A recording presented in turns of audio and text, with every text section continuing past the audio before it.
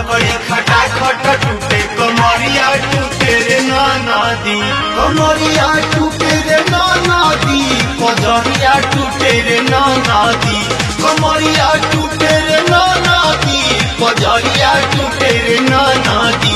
असैया के देह से हरदियो न छूटे कमरिया टूटे रे नाना दी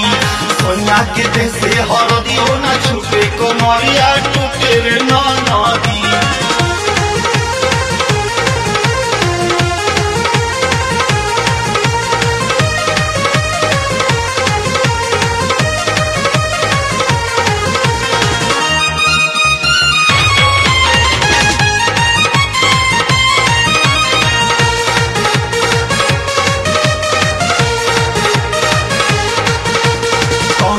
से मोर बाबूजी बियाहले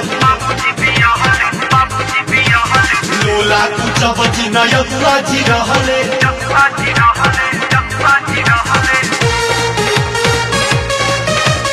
कौना दे से मोर बाबूजी बियाहले लोला कुचा बजी न यदुआ जी रहले सासू न पूछे रे नाना दी न ससुरे पूछे रे नाना दी सासू न पूछे रे नाना दी न ससुरे पूछे रे नाना दी सैया के देह से हरदिया न छूटे कमरिया टूटे रे नाना दी आमा के लकड़ी खटा खटा टूटे कमरिया टूटे रे नाना दी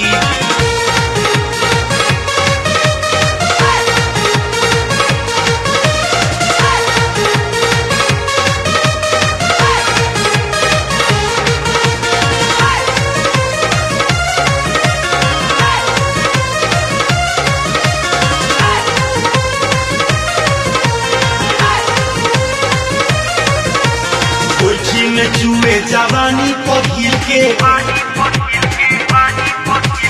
ये तनों की बात रुके न दिल के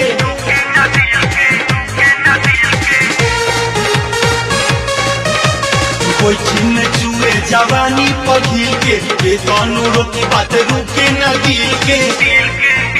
लोहरिया उठे रे नाना दी हर भरिया उठे रे नाना दी लोहरिया उठे रे नाना दी हर भरिया उठे रे नाना दी सैया के देह से हरदियो न छूटे कमरिया टूटे रे नाना दी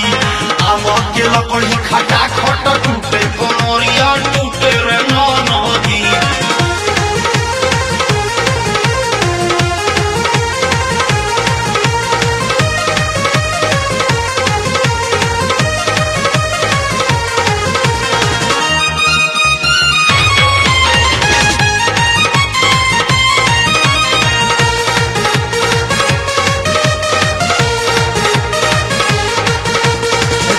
से प्रिया हो रहे पगलाई हमारा के कहेला बारू छुआई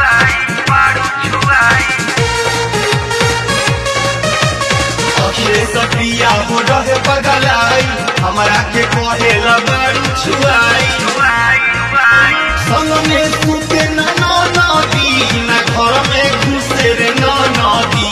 संग में सुते न नाना दी न घर में घुसे रे नाना दी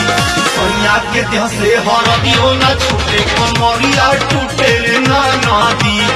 आमा के लकड़ी खटा खटा टूटे कमरिया टूटे रे नाना दी आमा के लकड़ी खटा खटा टूटे कमरिया टूटे रे नाना दी आमा के लकड़ी खटा खटा टूटे कमरिया टूटे रे नाना दी कमरिया टूटे रे नाना दी पजरिया टूटे रे नाना दी कमरिया टूटे रे नाना दी पजरिया टूटे रे नाना दी सैया के देह से हरदियो न छूटे कमरिया टूटे रे नाना दी सैया के देह से हरदियो न छूटे कमरिया